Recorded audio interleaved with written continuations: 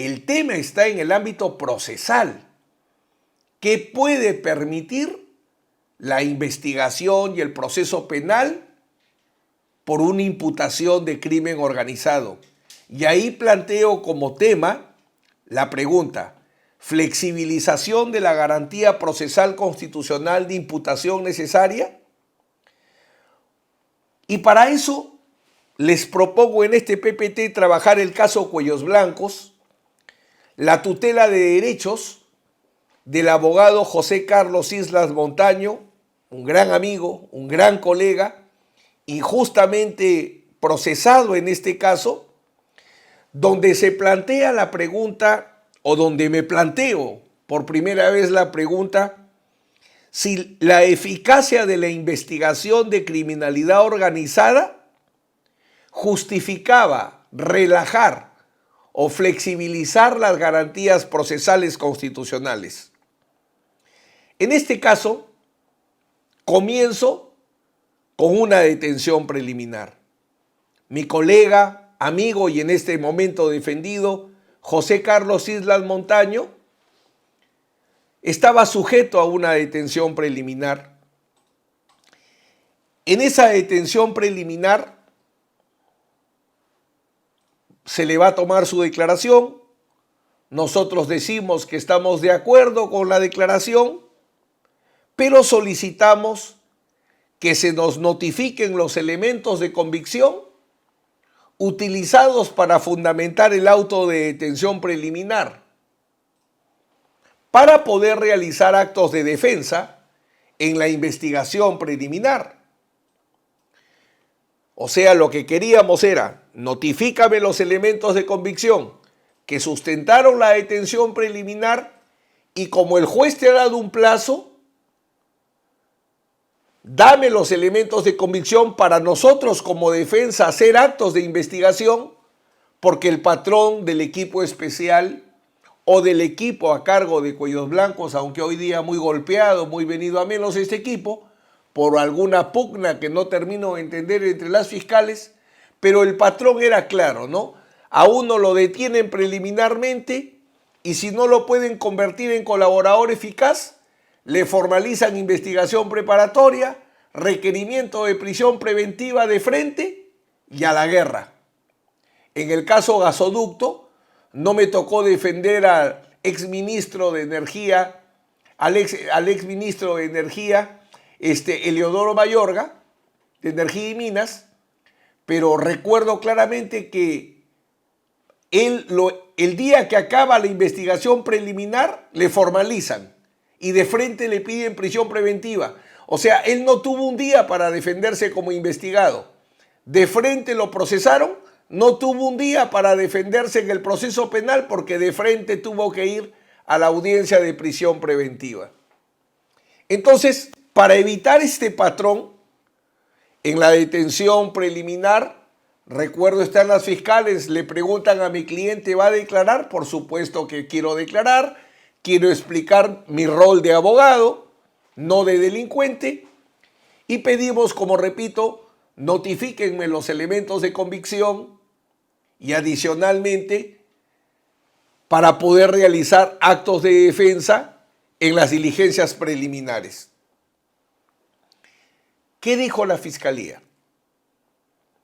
Que había peligro para afectación de la investigación del caso Cuellos Blancos y por tanto declara el secreto del sumario, el secreto de la investigación.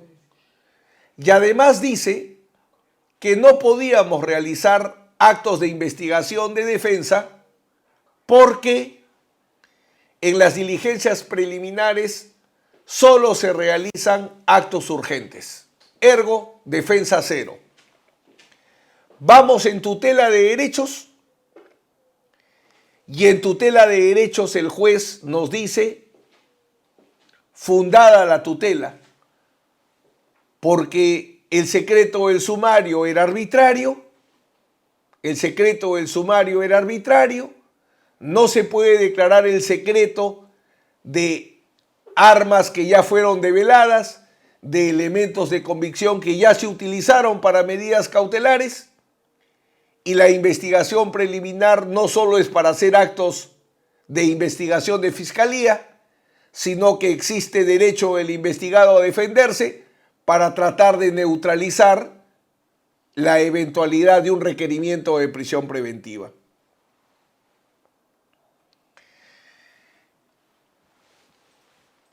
El sistema de la Corte Nacional de Justicia, la única Corte Superior Nacional de Justicia Penal especializada en sus dos ámbitos, especialidad en delitos de corrupción de funcionario y especialidad en criminalidad organizada, sobre todo con una doctrina férrea de la Sala Penal de Apelaciones, la primera Sala Penal de Apelaciones especializada en delitos de corrupción de funcionario, tiene una teoría, o mejor dicho, una doctrina, que trata de defender. La Sala plantea como tesis y como doctrina, repito ya judicial, que la garantía de la imputación necesaria cede cuando se trata de un caso de criminalidad organizada. Y cede porque dice que no se necesita una imputación necesaria en la formalización de investigación preparatoria. Dice que no se requiere, o mejor dicho, que la garantía de la imputación necesaria no tiene vigencia a nivel de la formalización de investigación preparatoria, sino que recién va a tener vigencia en la acusación. O sea que el hecho claro, preciso y circunstanciado se exige al acusar, no al formular investigación preparatoria. Y eso es lo que vamos a revisar. ¿Cuál es el argumento que da la Sala Anticorrupción para sostener esta doctrina? Que el objeto del proceso penal es progresivo, es dinámico y que se va desarrollando a lo largo del proceso. Y como el objeto del proceso es progresivo, hay una progresividad del objeto del proceso, entonces la imputación necesaria no se exige a nivel de la formalización de la investigación preparatoria. Porque con esto se da mayor eficacia a las investigaciones por criminalidad organizada. Esta doctrina, que es cara para la Sala de Apelaciones, y con todo respeto señalo, la Sala de Apelaciones tiene luces y tiene sombras. Y para no caer en las cuestiones ideológicas, porque lo que se critica a los sistemas especializados es que son fácilmente capturables por ideologías.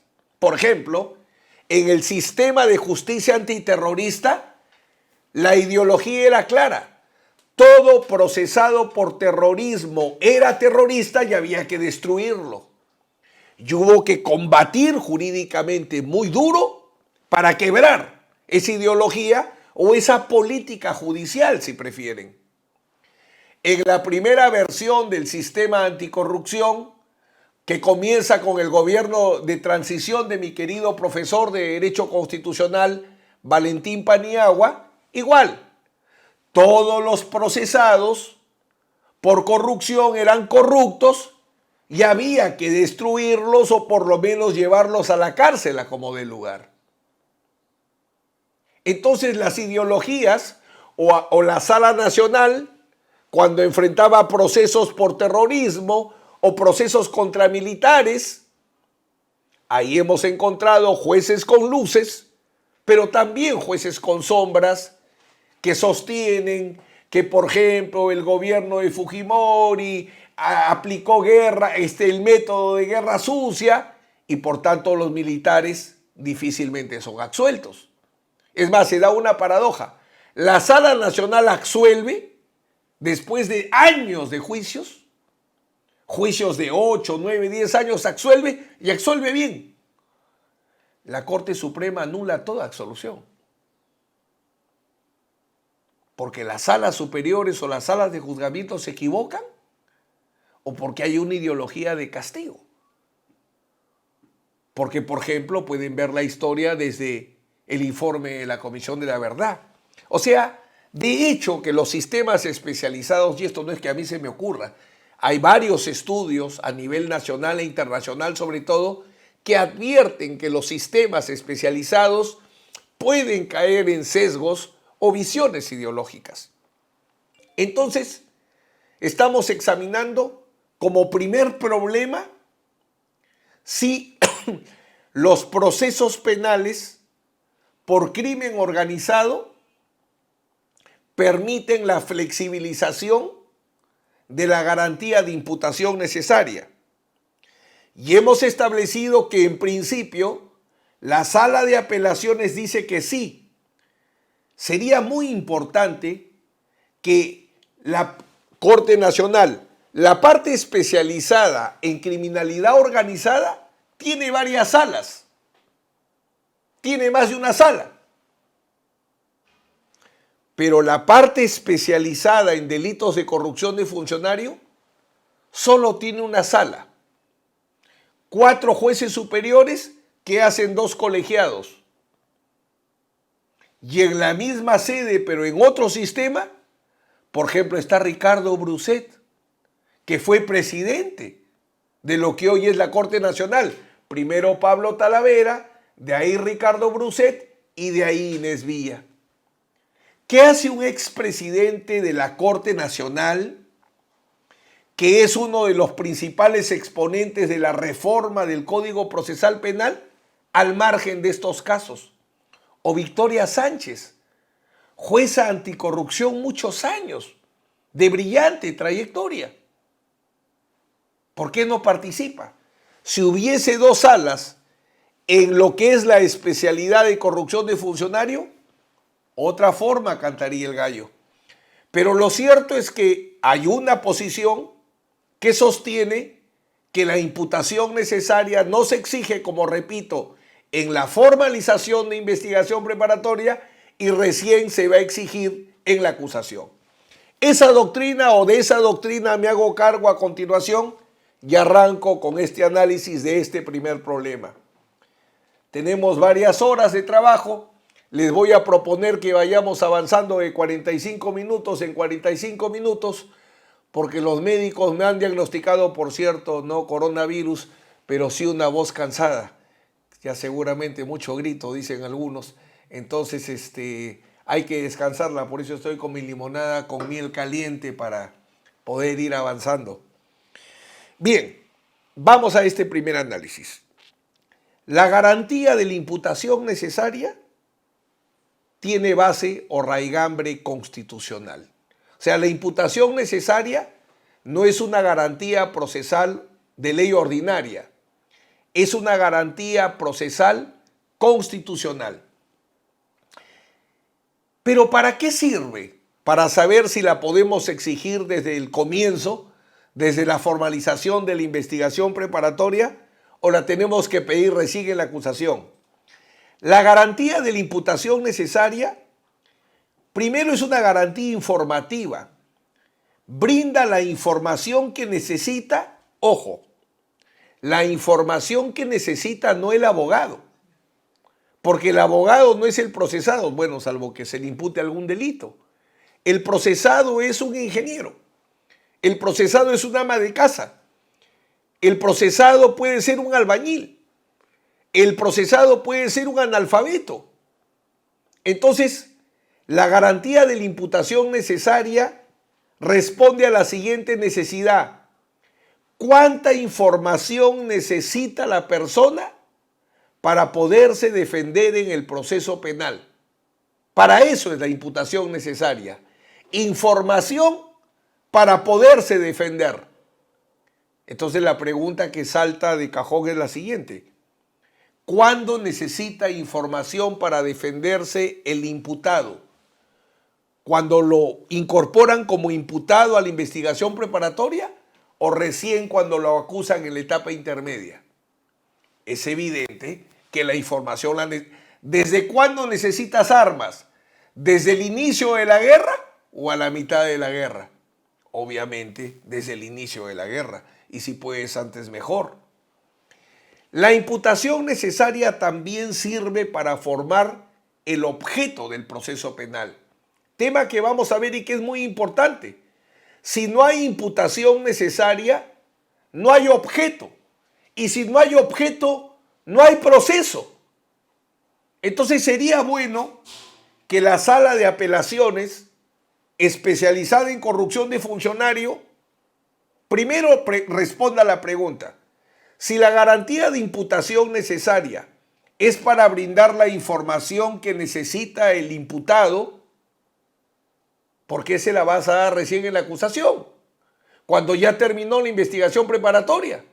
¿O no tiene necesidad de defenderse en la investigación preparatoria si en 2 semanas va a enfrentar un requerimiento de prisión preventiva? Es evidente que necesita la mayor información posible. Segundo, vamos a teoría pura del proceso. Si no hay imputación necesaria en la formalización de investigación preparatoria, porque la sala dice que recién se da con la acusación, ¿cómo se forma el objeto del proceso penal?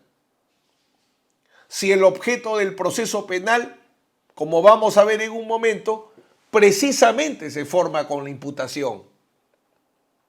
Y tercero, si no hay imputación necesaria en la formalización de investigación preparatoria, ¿cómo habría imputación en el requerimiento de prisión preventiva y en el auto de prisión preventiva? Porque si no hay imputación necesaria en la formalización de la investigación preparatoria, no hay en el objeto del proceso, menos va a haber en el requerimiento de prisión preventiva y peor en el auto de prisión preventiva. O sea, por ejemplo, adelanto, me pueden meter a la cárcel por una imputación por homicidio sin decir dónde maté y cuándo maté.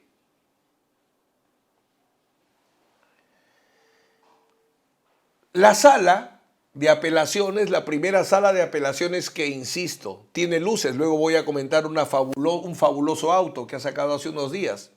Tiene luces y tiene sombras como todo ser humano. Por eso lo ideal sería que sean 2 salas, no una. Y esto lo señalo y lo voy a empezar a insistir, a insistir.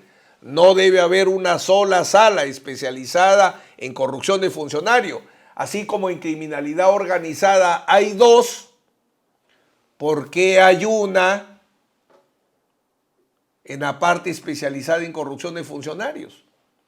¿Por qué si esta mano es de 2 salas, por qué la otra mano? Porque la Corte tiene 2 manos, una especializada en corrupción de funcionario y otra especializada en crimen organizada. Esta mano es de 2 salas y esta mano es de una sala. ¿Por qué? ¿Por qué, queridos amigos? Y tendría con nombre y apellido para preguntarle a una dama y a un caballero. ¿Por qué? Las salas no son de uno, las salas son del pueblo. Los jueces hacen justicia a nombre del pueblo. No hay la sala Víctor Prado Saldarriaga, por ejemplo, ¿no es cierto? No la hay, como no habría el estrado de la defensa de César Nakazaki.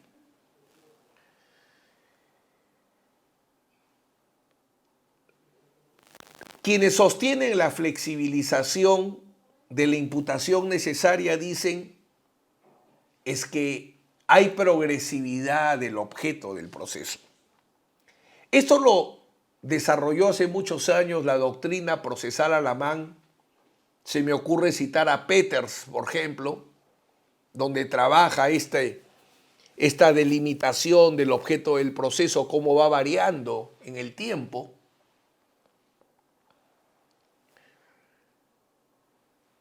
Pero la progresividad del objeto del proceso lo único que significa es que el objeto del proceso puede irse modificando porque una vez que avanza la investigación, los hechos se van puliendo, modificando, y esto implica ampliaciones de formalización de investigación preparatoria.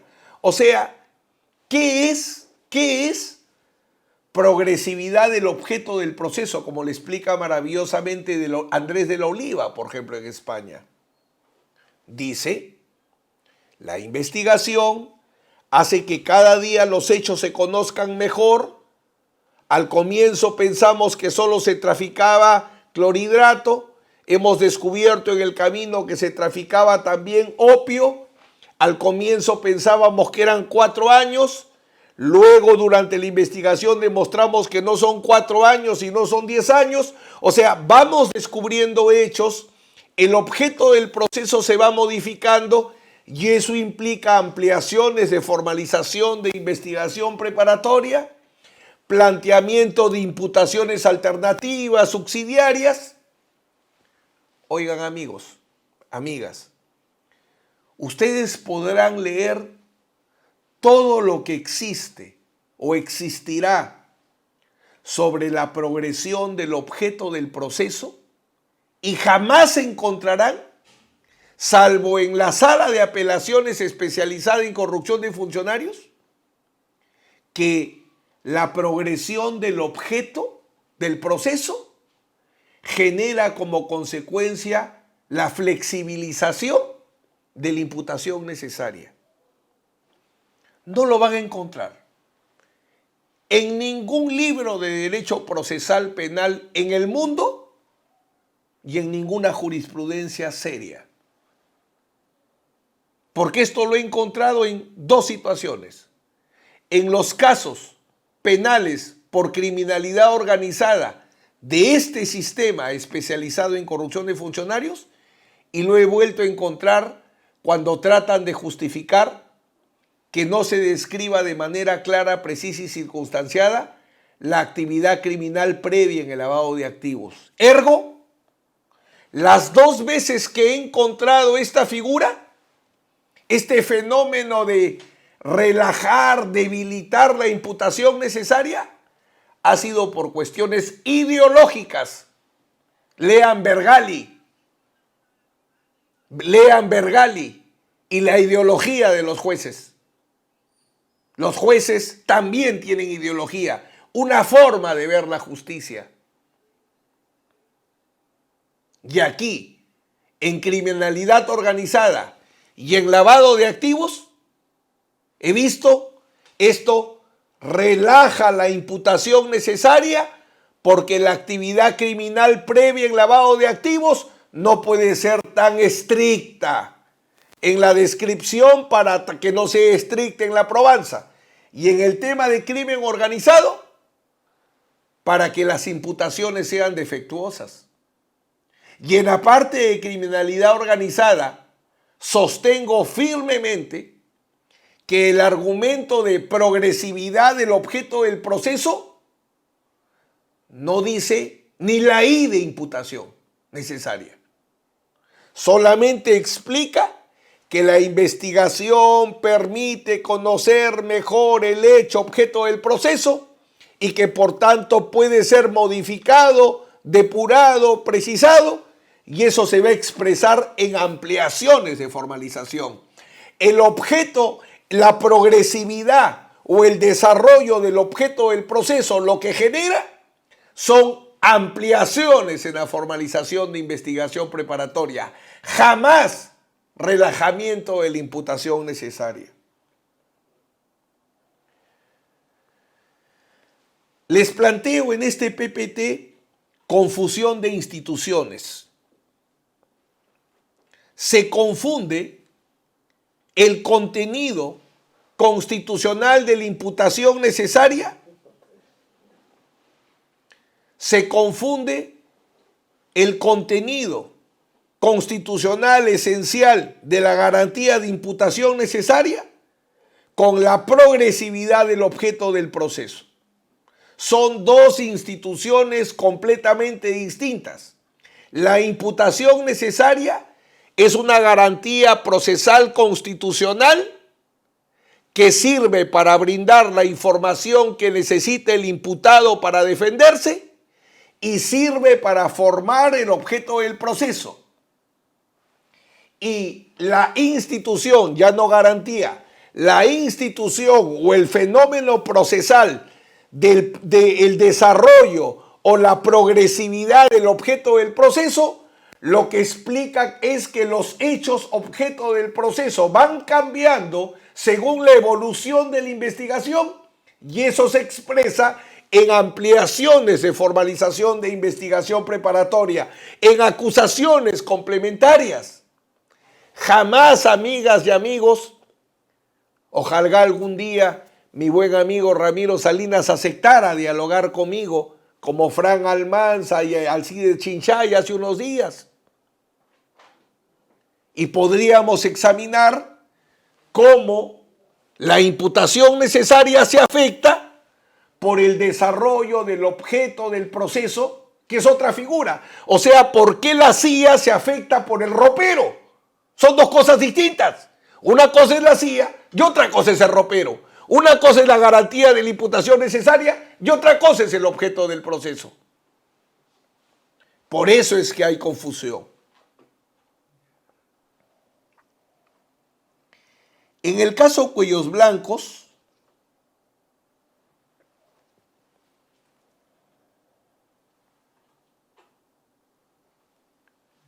En el caso Cuellos Blancos, ya en el caso de la defensa de Edwin Oviedo Pichotito, a la que sumé la defensa de mi colega José Carlos Islas, aquí la sala de apelaciones justamente trata de justificar lo que vengo criticando. ¿Qué había pasado? Hay un requerimiento de prisión preventiva. El juez era el juez Chullo, un excelente juez, de una nueva generación de jueces que tengo mucha confianza, van a dar mucho que hablar y van a permitir el desarrollo de la justicia penal peruana. Él analiza la tipicidad y el tema concreto era que se imputaba que Edwin Oviedo soborna al juez supremo Inostroza, no para que venda su función en la sala que él integraba en la Corte Suprema, sino para que haga escritos de asesor en un proceso de amparo. Ustedes saben, todos sabemos que el juez Inostroza, con o sin merecimientos, llega a la Corte Suprema a una sala penal. Él nunca fue juez de amparo. Y los jueces penales no tienen que ver con los jueces de amparo, que son jueces civiles, ni siquiera de habeas corpus, para decir que es juez penal. Entonces, entiende que el cohecho es pagar para comprar un acto de la función, no para que seas mi abogado de hecho o mi abogado oculto en un proceso civil de divorcio, por ejemplo. Ahí lo que se va a dar es una infracción disciplinaria grave que puede llevar a la destitución al juez.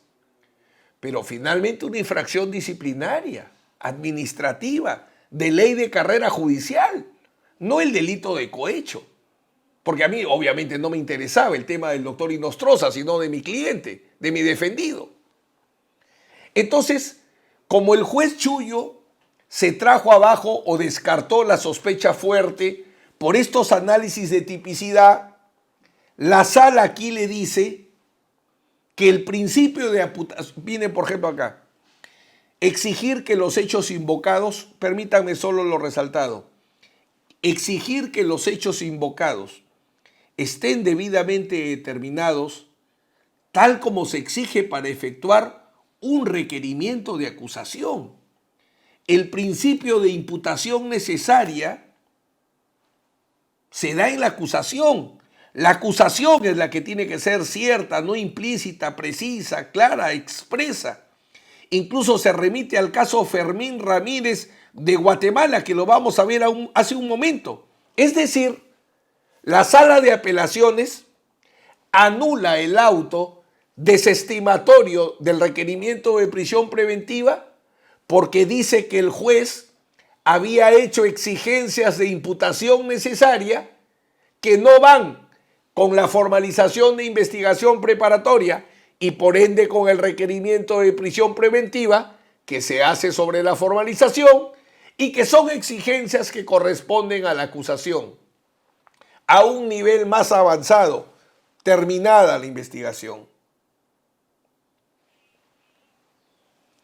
La tesis de la sala, en la disposición de formalización de investigación preparatoria y por tanto en el requerimiento de prisión preventiva y en el auto de prisión preventiva, no se debe exigir una imputación necesaria. En este gráfico que les propongo, tesis de la sala, ahí ven la tesis de la sala, es que en la disposición de formalización de investigación preparatoria, por ende en el requerimiento de prisión preventiva y en el auto de prisión preventiva, no se debe exigir una imputación necesaria. ¿Por qué? Dos razones da la sala, razones entre comillas. Porque en el inicio de la investigación no se debe exigir imputación clara, precisa y circunstanciada. Porque la imputación necesaria es una exigencia de la acusación. Analicemos la posición de la primera sala de apelaciones que, insisto, tiene luces, que elogio profundamente, pero también como todo ser humano tiene sombras, así como tengo buenas y malas defensas, sin duda. La sala invoca la sentencia de la Corte Interamericana del caso Fermín Ramírez versus Guatemala, sentencia del 20 de junio del 2005. Es decir, si la sala, su tesis es la imputación necesaria se exige en la acusación y no se exige al inicio del proceso, llámese disposición de formalización de investigación preparatoria, auto de instrucción, auto de procesamiento penal, en la decisión de inicio del proceso penal, uno imaginaría que algo tendría que decir la Corte Interamericana en la sentencia del caso Fermín Ramírez. Así que vamos a analizar esa sentencia. Es un caso de pena de muerte de este ciudadano Fermín Ramírez. Él es acusado, o sea, este es un caso que se ve en etapa intermedia y en juicio. O sea, el caso que cita la Sala Penal de Apelaciones no tiene nada que ver con el inicio de la investigación penal, con el inicio del proceso. Es un caso donde al señor Fermín Ramírez lo acusan de violación sexual seguida de muerte. Lo acusaban de violar a una menor y haberla matado. De violación sexual, perdón, al inicio. En pleno juicio, la sala dice que podría cambiar su tesis, pero no dice por qué delito y menos da un plazo para ver si la defensa necesita reorganizarse. El defensor se queda callado y finalmente es condenado por asesinato y se le impone la pena de muerte. ¿Qué es lo que estuvo en discusión en la Corte Interamericana? El efecto de congruencia entre la acusación y la sentencia, la tesis del tribunal, la necesidad de que la tesis del tribunal señale cuál es el tipo penal alternativo, la necesidad que frente a la tesis del tribunal la defensa puede pedir la suspensión del juicio para reorganizar la defensa. Eso es lo que se discutió en el caso Fermín Ramírez versus Guatemala. Entonces, ¿dónde esta sentencia podría servir para justificar que en la formalización de investigación preparatoria no tiene vigencia la garantía de imputación necesaria y recién tiene vigencia en la acusación? O sea, la sentencia que invoca la Sala de Apelaciones de la Corte Interamericana es impertinente. No tiene absolutamente ninguna relación con lo que es la materia de análisis. Hay una formalización de investigación preparatoria por criminalidad organizada, ergo la imputación necesaria tiene que relajarse, o lo que es peor, no tiene vigencia la imputación necesaria en la formalización, sino recién en la acusación, como plantearon en el auto de Cuellos Blancos. en el caso de Edwin Oviedo Pichotito. Pero lo que es más grave es que la sala de apelaciones, especializada en delitos de corrupción de funcionario, no dijo ni pío sobre las sentencias del Tribunal Constitucional peruano, ni las mencionó.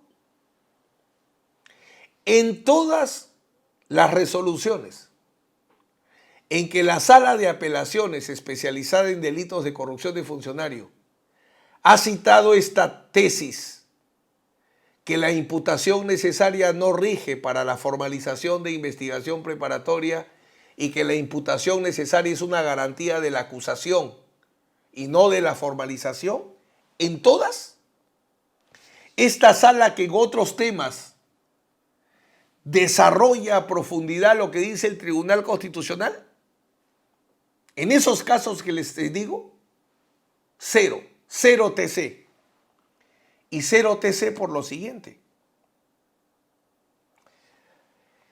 El Tribunal Constitucional, como es obvio, se ha pronunciado sobre la imputación necesaria al inicio del proceso penal.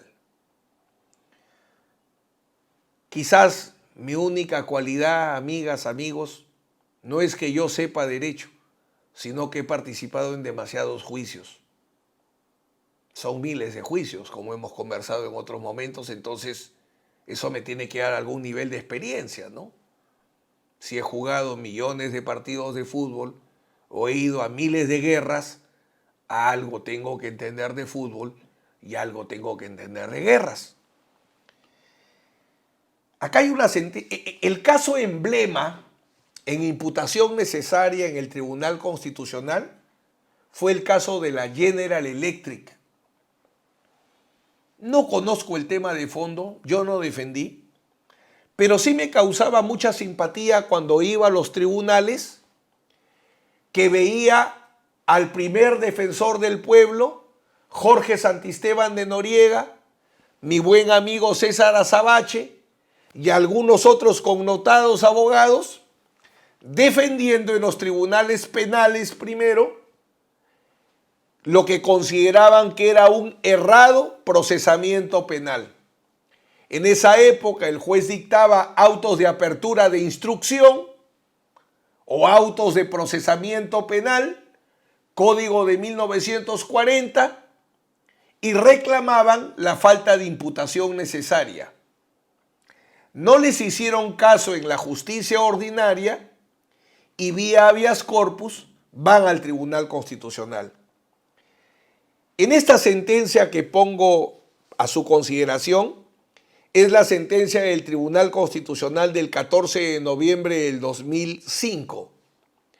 El Pleno Jurisdiccional del Tribunal Constitucional en el caso Jeffrey Immelt y otros. Permítanme leer las partes que resalto. Es un mandato del juez en virtud al artículo 77 que establece el contenido del auto de apertura de instrucción, controlar la corrección jurídica del juicio de imputación propuesto por el fiscal. Recuerden que en el viejo código el fiscal formula la denuncia penal y el juez decide la apertura del proceso. Y ojo, que eso sigue hasta ahora en Lima en los procesos penales sumarios. Porque en Lima el viejo código del 40 todavía rige. Todavía existe el proceso sumario, que se le ha tratado de constitucionalizar con algunas disposiciones. Entonces, hasta hoy, en las Cortes de Lima, se dictan autos de procesamiento penal. Solo en los casos donde rige el nuevo código es el fiscal con la formalización de investigación preparatoria.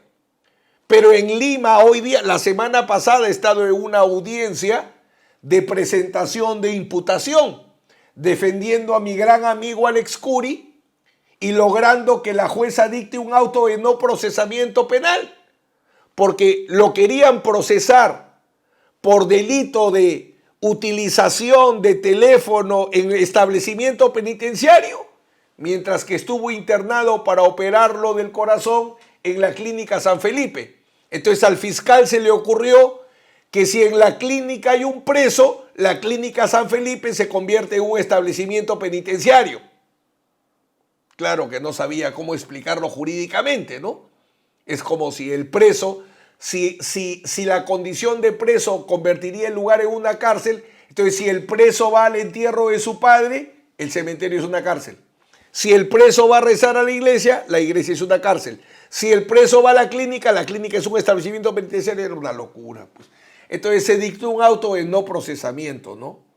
Pero lo cierto es que en esta sentencia del 14 de noviembre del 2005, caso Jeffrey Immelt y otros, el TC dijo, el juez tiene que controlar la corrección jurídica del juicio de imputación. Y dice más adelante, tiene que controlar una descripción suficientemente detallada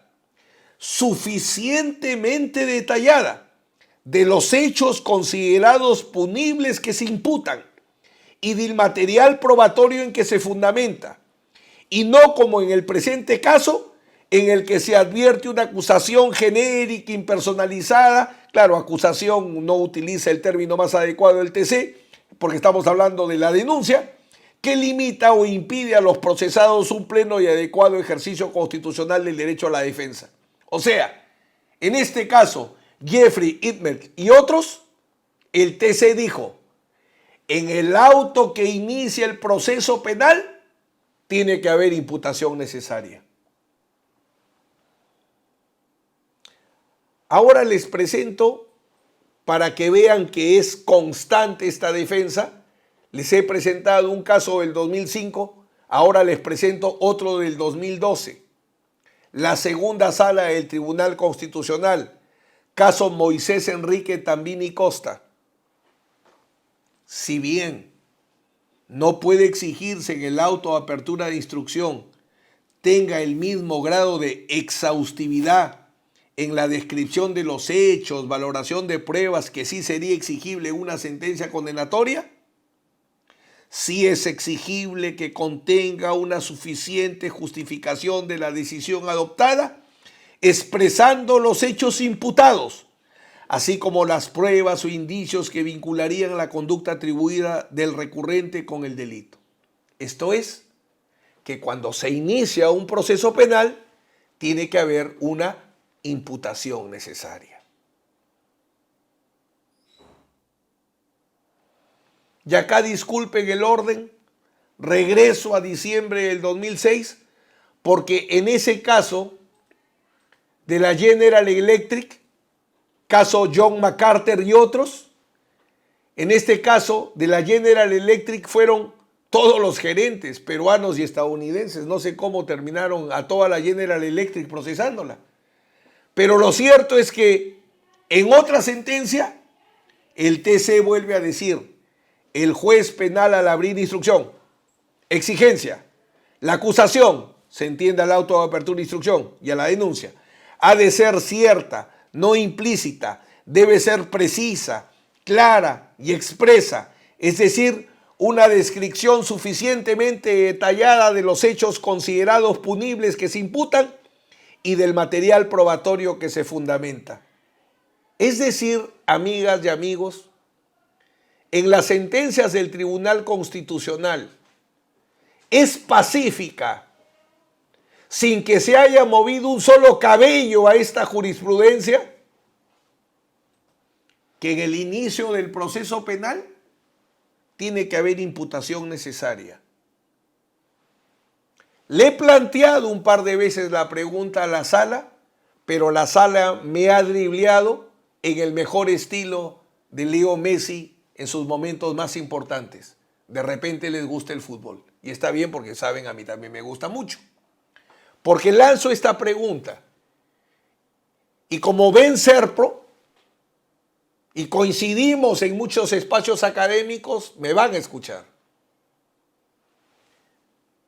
Esa exigencia del Tribunal Constitucional para el auto de apertura de instrucción, para el auto de procesamiento penal, que tiene que haber imputación necesaria cuando el juez decide el inicio del proceso, no es aplicable a la formalización de investigación preparatoria. O sea, estoy hablando del Tribunal Constitucional de hoy día, no del 2005. Si hoy día el Tribunal Constitucional dice que cuando el juez decide abrir el proceso, se exige imputación necesaria, si el fiscal decide iniciar el proceso, ¿no se exigiría imputación necesaria? ¿No hay acaso la misma necesidad de defensa del imputado? ¿No hay acaso necesidad de formar el objeto del proceso? Amigas, amigos, es imposible que con una doctrina, con una jurisprudencia del Tribunal Constitucional, que al inicio del proceso hay imputación necesaria, la Sala de Apelaciones especializada en corrupción de funcionarios diga que no la hay y que eso recién se exige en la acusación. Y peor, que ataque a la interesante y pobre institución del desarrollo progresivo del objeto del proceso, que con tanto cariño aprendí en Peters y que no tiene nada que ver, la pobrecita, con la imputación necesaria.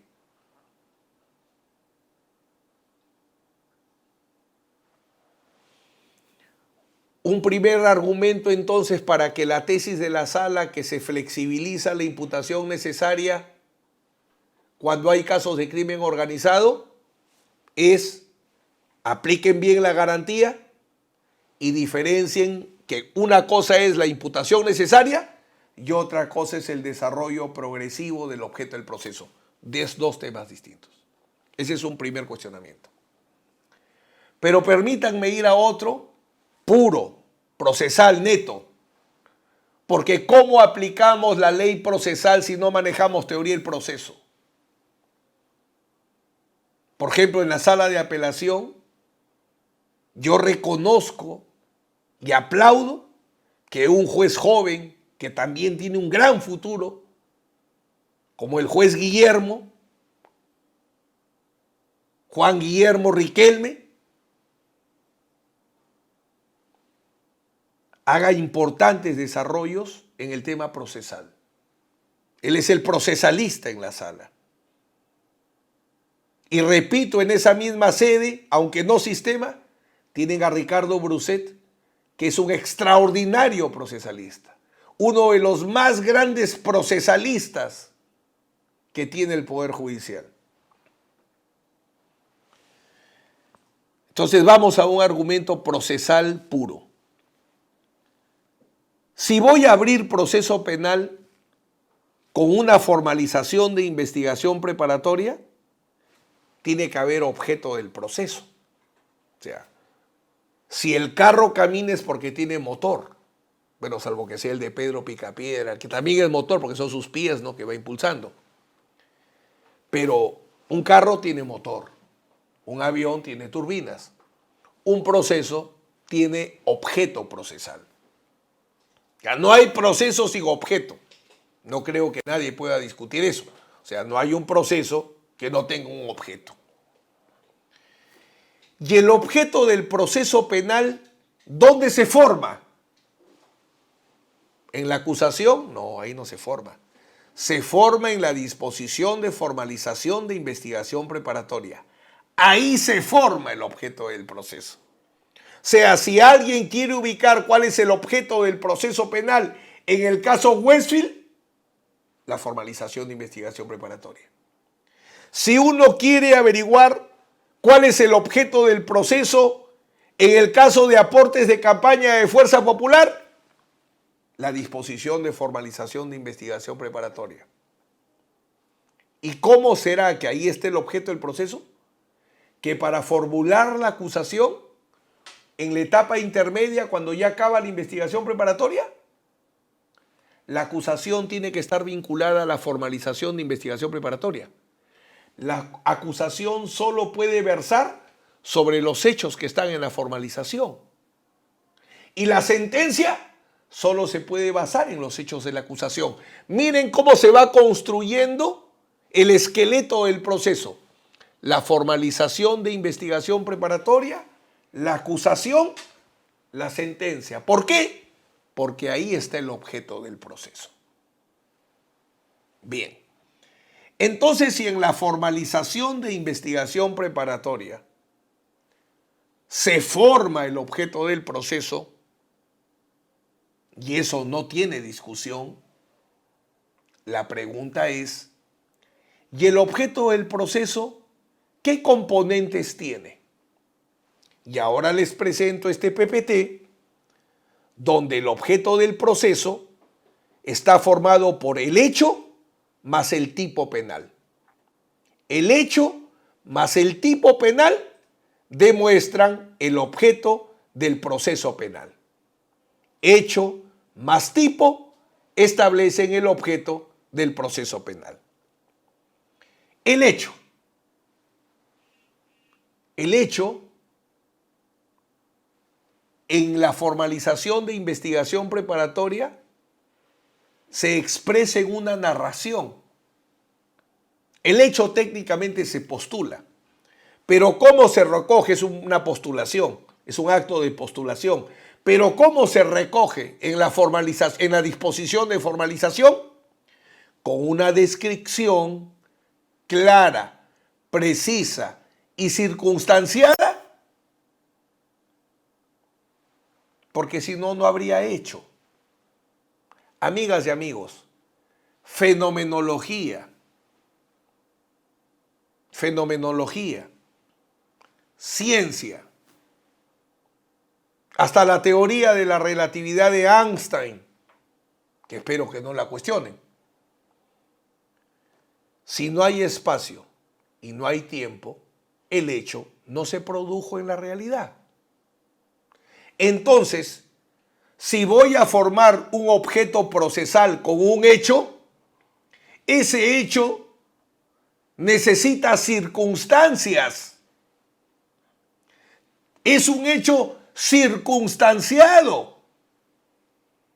El hecho es claro y es preciso para que lo comprenda el imputado. Y el hecho es circunstanciado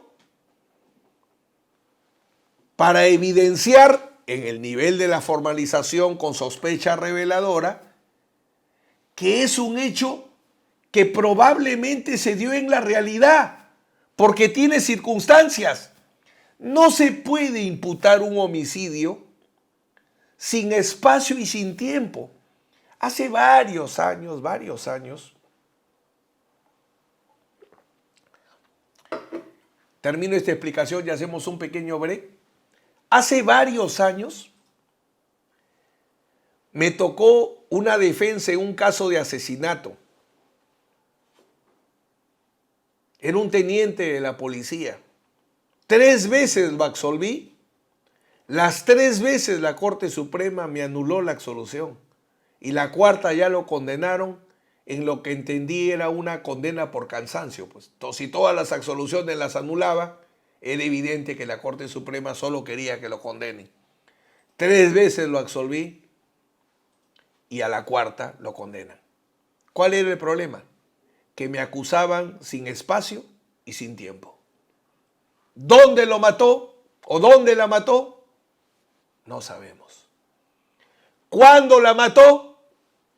No sabemos, pero la mató. Entonces, ¿cómo me defiendo? Porque si a mí me dicen, la mataste en Piura, yo digo, estuve en Tacna. La mataste el 5 de enero de tal año, yo puedo decir, no nací en ese tiempo. Pero si no hay espacio y no hay tiempo, no hay hecho.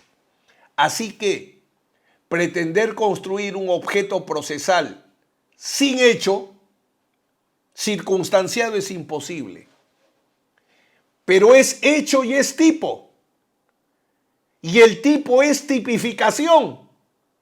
¿Cómo realizo la operación de tipificación para formar el objeto del proceso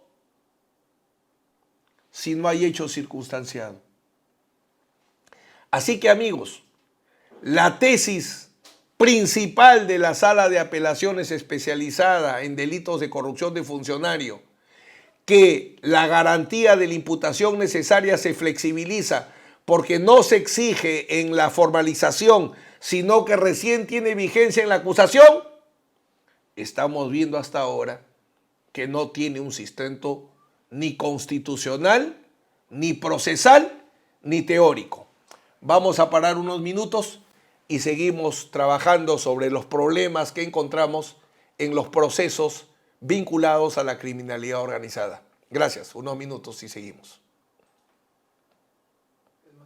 Seguimos trabajando con este primer problema importante que encontramos en los procesos penales con imputaciones vinculadas a criminalidad organizada, donde se plantea la doctrina de la flexibilización de la garantía de la imputación necesaria, porque se sostiene que la imputación necesaria tiene su vigencia en la acusación y no en la disposición de formalización de investigación preparatoria. Y hemos atacado esta doctrina desarrollando qué es imputación necesaria, lo que el Tribunal Constitucional sostiene que es imputación necesaria, cómo el Tribunal Constitucional es uniforme en sostener que la imputación necesaria se exige desde el inicio del proceso penal, no en la acusación. Hemos analizado desde la teoría del proceso y si se podría formar un objeto de proceso sin imputación, lo cual también hemos descartado. Y ahora vamos a aterrizar en algunos ejemplos de qué significa formalizar investigación preparatoria sin una imputación necesaria. Yo les he estado poniendo el ejemplo del homicidio, de imputar un homicidio sin espacio y sin tiempo. Eso creo que es más o menos claro, porque si no hay espacio y no hay tiempo, no hay hecho. ¿Quién dice esto? Albert Einstein, así que no creo que podamos discutirle a Einstein el establecer el espacio y el tiempo para los hechos. Permítanme poner ahora un par de ejemplos en colusión desleal o colusión. Se le llama colusión desleal. Inicialmente el delito se conocía como colusión desleal, hoy día se conoce como colusión, que puede ser básica o puede ser agravada. Voy a trabajar con dos ejemplos. Un ejemplo que es bastante conocido, los dos son actuales. Tres ejemplos en realidad voy a poner al final. A ver, quiero ponerme en contexto. Quizás ustedes han visto que hace algunos meses ya el Tribunal Constitucional conoció un habeas corpus rechazado liminarmente, como el 99.99% de los habeas corpus contra resoluciones judiciales, y hasta ahora no se responde la gran pregunta: o todos los abogados somos burros y no podemos hacer un buen habeas corpus, o algo pasa, porque el 99.99% son pues, ni siquiera declarados infundados, rechazados liminarmente. Bueno, Alex Curi, alcalde en ese momento del Callao, resulta involucrado en un proceso que termina en condena, el caso Convial, por el peaje, por cierto, bastante debatible, del Callao, del aeropuerto. Entonces, en la sentencia de juzgamiento, un juez tan bueno como el juez Sequeiros, pero creo con todo respeto que en ese caso falla, yo no fui el abogado, por cierto, en ese caso, él correctamente hace el siguiente análisis. Él dice, en la acusación, el fiscal acusa colusión desleal y dice, el pacto colusorio se celebró entre Alex Curi y Convial, pero por Convial actuaron los gerentes generales. Pero resulta que en el íter o en el desarrollo del procedimiento, esos gerentes generales fueron sujetos de sobreseimiento. O sea, fueron excluidos del proceso por sobreseimiento. Se les sobreseyó los procesos. Y se va a juicio sin particulares. Se formula acusación oral sin particulares. Ojo, ni siquiera se intentó una acusación complementaria. Entonces, en la parte considerativa de la sentencia, la sala dice, se ha generado un estado de indefensión para el acusado, porque se le está acusando sin particulares. Entonces, ¿qué hacemos? O retrocedemos el proceso a una etapa anterior para que se pueda establecer correctamente la acusación y se defienda, una opción. La otra opción, lo absolvemos si no hay particulares, pero eso favorecería la impunidad. Miren la ideología. Como tengo que luchar contra el crimen organizado, flexibiliza la imputación necesaria. No por razones constitucionales o jurídicas, sino ideológicas. Y dice, si no, la sala, la tercera opción, es condenarlos sin particulares. Y ya luego los particulares, en otro caso, se les verá. O sea, y terminan condenando. ¿Qué dice el Tribunal Constitucional en esa sentencia? 3 jueces del Tribunal Constitucional dijeron, nula la condena, nulo el juicio, escarcelen a Alex Curi. 3, ¿ah? Y los 4 restantes, ¿qué dijeron? Bien condenado, ¿es culpable? No. Dijeron, admítase a trámite el habeas corpus, nulo el rechazo liminar y comiences el proceso. Dicho sea de paso, Alex Curi fue condenado a 5 años, tiene más de 4 años en la cárcel y está a meses de salir. O sea, él lucha por su nombre, él lucha por su honor. Ya la pena la ha cumplido, el daño está hecho. O sea, que acá no se trata, un habeas corpus para que un corrupto libere. No, acá ya la pena está prácticamente cumplida, ojo. Pero se aceptó para evitar impunidad condenar por colusión, a pesar que la colusión es un pacto. Y un pacto necesita 2 partes. Y en la sala de juicio reconoció una parte está coja. Ahora sí, les presento la imputación de colusión desleal por el caso de gasoducto, que hace unos días le han dado imputación de autor directo por colusión desleal agravada. Entonces tenemos el caso de gasoducto del sur, donde el pacto, y estoy citando la formalización de investigación preparatoria y el requerimiento de prisión, ojo. Y si bien estoy satisfecho porque le dieron comparecencia a mi defendido, el ministro de Economía, Luis Miguel Castilla Rubio, y la sala ha confirmado la comparecencia, lo cierto es que la sala dice, o mejor dicho, el fiscal dice, perdón, que el ministro de Economía formó parte del pacto colusorio que acordaron la pareja presidencial con representantes del grupo empresarial Odebrecht. O sea, el problema de esta imputación es que le atribuyen a Castilla ser autor de un pacto que celebró la pareja presidencial y ejecutivos de Odebrecht no identificados. O sea, él es autor del pacto que celebraron otros. Entonces la pregunta sería,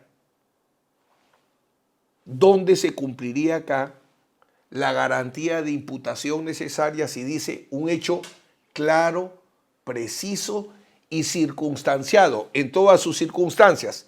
Si soy autor de colusión desleal, tienen que decir el ministro pactó con Odebrecht a través de Jorge Barata. Ahí está el caso. Pero acá en la imputación dicen el ministro formó parte de un pacto que celebró el presidente, la primera dama y funcionarios de Odebrecht. Entonces, ¿dónde habría imputaciones? Por eso es que necesitan flexibilizar la imputación necesaria, porque esta imputación está mal hecha. Otro ejemplo, el expresidente Kuczynski, a quien patrocino, en el caso de la IRSA Norte, ¿cómo es? PPK cuando comenzó la pandemia tenía un solo proceso penal por el caso Westfield. En la pandemia le han creado 3 procesos penales más. Dicho sea de paso, y aprovecho Serpo para decirlo, están prescritos, ¿eh? Así que voy a pedir excepciones de prescripción y de ahí no reclamen. Pero bueno, dejo eso un ratito. Miren la imputación. Caso IRSA Norte. Caso del presidente Toledo. Porque en ese caso, Pedro Pablo Kuczynski, preciso, él no está procesado por actos de presidente. Él está procesado por actos de ministro de Economía en el gobierno del presidente Toledo. Pero miren la imputación. Pedro Pablo Kuczynski Godard. Se le imputa que en su condición de presidente del Consejo Directivo de Proinversión, igualito que Miguel Castilla, junto con los miembros del citado Consejo, funcionarios de Proinversión, entre otros, defraudaron al Estado peruano concertándose con funcionarios de la empresa Odebrecht a fin de favorecerle en el proceso de la concesión proyecto eje multimodal del Amazonas Norte, IRSA Norte. PPK, como presidente del Consejo Directivo, se concertó con funcionarios de la empresa Odebrecht. ¿Quiénes? Barata, Mameri, Gilberto Silva. ¿Quién? Acuérdense de lo que ha pasado en el caso de Curi. Lo condenan por colusión sin particulares y el Tribunal Constitucional, 3 jueces han dicho nula la condena, nulo el juicio, y 4 jueces han dicho tramiten ese habeas corpus porque evidentemente hay irregularidades. Pues no me cabe la menor duda que el Tribunal Constitucional es consciente que esa condena es indebida, porque efectivamente nunca se aceptó en el Perú antes que pueda haber un proceso por colusión sin haber identificado a los particulares. Es como, señor, usted es bígamo, tiene 2 matrimonios. ¿Con quién? Ah, no sé con quién. No, pues entonces no puedo ser bígamo, pues. Si es bigamia, tiene que haber 2 matrimonios. Si es corrupción de funcionarios, un corrupto y un corruptor. Si es colusión desleal, un particular y un funcionario. Son los delitos de pacto, de acción-acuerdo. Luego no reclamen por qué las excepciones acaban los casos. En la estructura típica que les presento de colusión agravada, amigos, la acción típica es la celebración del pacto colusorio entre el funcionario y el particular interesado para defraudar al Estado. Así que pretender abrir procesos sin establecer quiénes son los particulares, so pretexto que la imputación necesaria no rige al inicio del proceso, sino en la acusación, es inconstitucional, es ilegal y no responde a ninguna teoría jurídica, solamente a una cuestión ideológica de facilitar que los casos por criminalidad organizada comiencen sin muchas exigencias. En el caso, permítanme regresar al caso gasoducto, Recuerdan que lo que se discutía, porque lo comentamos cuando hablamos de prisión preventiva, que en la audiencia se le dice a la fiscal, ¿cuándo fue el pacto? Había dos alternativas. O el pacto fue en la campaña electoral cuando se dieron los aportes, o el pacto fue cuando Ollanta ya era presidente y Nadine Heredia primera dama, porque el pacto requiere un funcionario. ¿La sala saben lo que ha hecho? Ha puesto, es un pacto que si bien se celebró en la campaña, se siguió manteniendo en el tiempo, o sea, el pacto continuó, se fue renovando. ¿En qué parte de la imputación dice que el pacto se fue renovando o que la colusión desleal es el acuerdo y su ejecución? En ninguna parte. Puedo entender la necesidad de facilitar las investigaciones, pero que se diga por un juez que la imputación necesaria no se exige en el inicio del proceso, sino en la acusación, es hacer investigaciones inconstitucionales, anticonvencionales y que no ayudan para nada porque se supone que la justicia solo es consecuencia de un debido proceso. No hay otro camino.